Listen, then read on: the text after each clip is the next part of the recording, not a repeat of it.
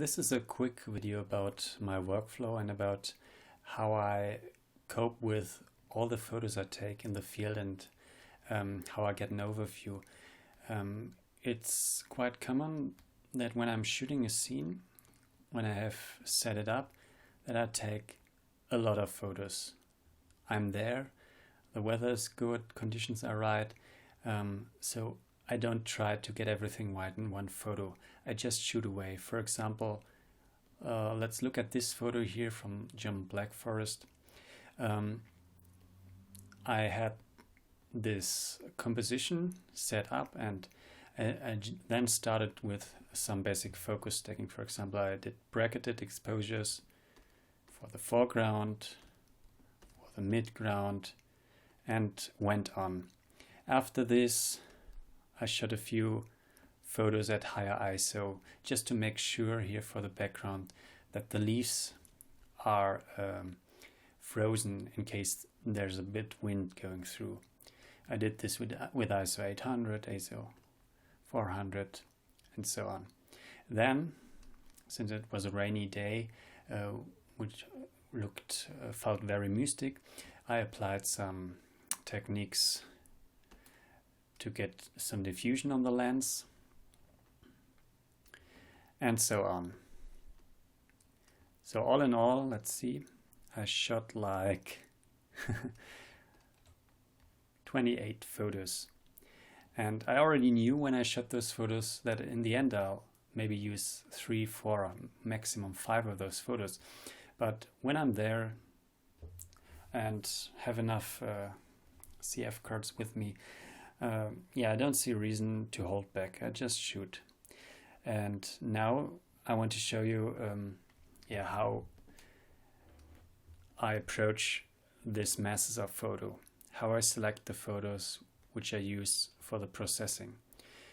So there are some aspects here. First of all, I did focus stacking, so I'll select photos which give me the foreground, the middle ground, and the background sharp. And for example,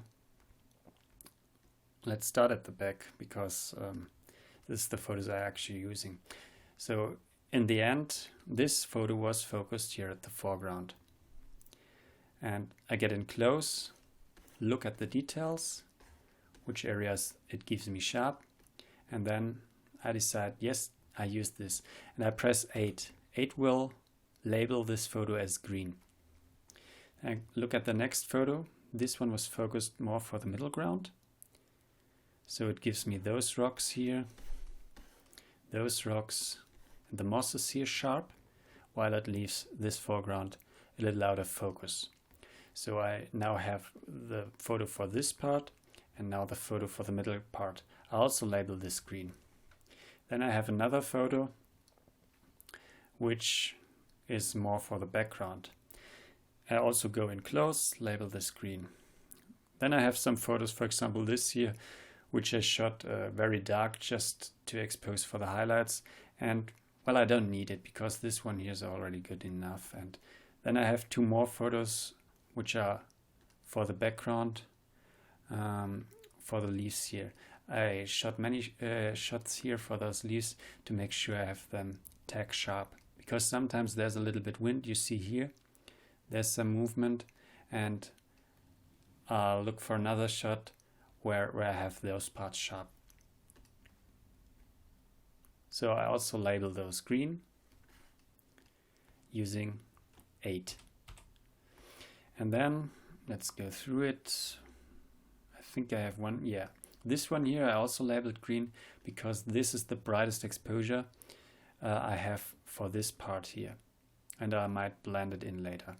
So all in all, I have like 6 photos labeled green, and all those other photos here, I just leave them as they are. So what does it help to have those photos labeled green? I can now switch on this color here, the green, and this filters out all the photos which are labeled green. So it's now easier to process those because I'll now go in to one photo, fix the colors, fix the exposures, and do all my pre-processing in Lightroom, which I also show in my other tutorials. And then I sync the settings over those. And then I can just select them and export this bunch of photos.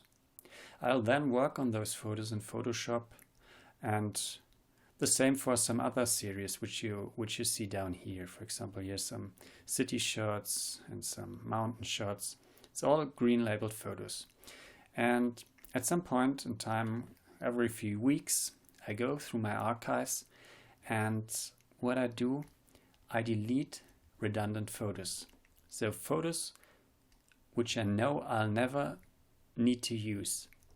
They just clutter the hard drive and they can be removed. And what I then do, I go through those folders and see all the green labeled photos and all the photos which are not labeled green. For example, this whole series, I would then just go through it and give them 1 star.